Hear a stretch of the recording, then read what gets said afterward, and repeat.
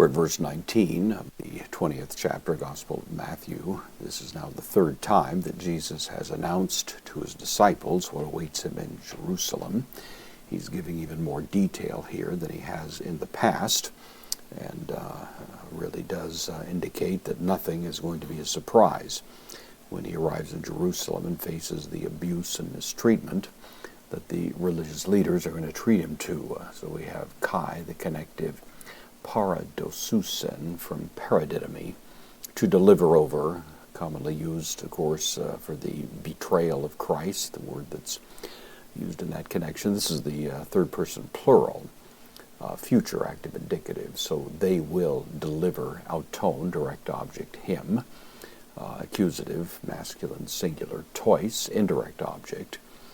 This is the article, masculine, dative, plural, to the ethnisen, to the Gentiles. And, of course, the Romans in this case, they will deliver him to the Gentiles. Ace, preposition, expressing intent, into the. Then three aorist infinitives here, into the to impaidzai. This is from paidzo, impaidzo, which means to mock. The paidzo means to play, as in children. Pais is the root of the word for children. Paidzo means to play as children. The impaidzo was an extension of that, meaning to make a mockery, as children sometimes do, but of course a more serious and weighty expression of it here. Kai mastigosai, this is from mastigoo. To scourge, it's based on the word for a scourge, a whip.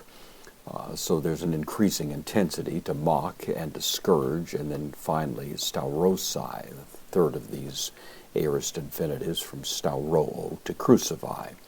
To mock, to scourge, and to crucify. Kai, connective, te trite, the third, or on the third day. So Friday's the first day, Saturday the second, on the third day, te tripite. Hemera, the third day. Egrathesatai, he will be raised. This is the third person singular future passive indicative, so he will be raised, of course, from the dead. And so there's no surprise awaiting them. Of course, the disciples probably find this entire prediction incomprehensible to them. They can hardly fathom the words they're hearing. It's so inconsistent with their expectations otherwise, that I think it's safe to say it was more or less lost on them. But nevertheless, no one could accuse Jesus of hiding the ball here. He was definitely laying it out in emphatic and explicit detail.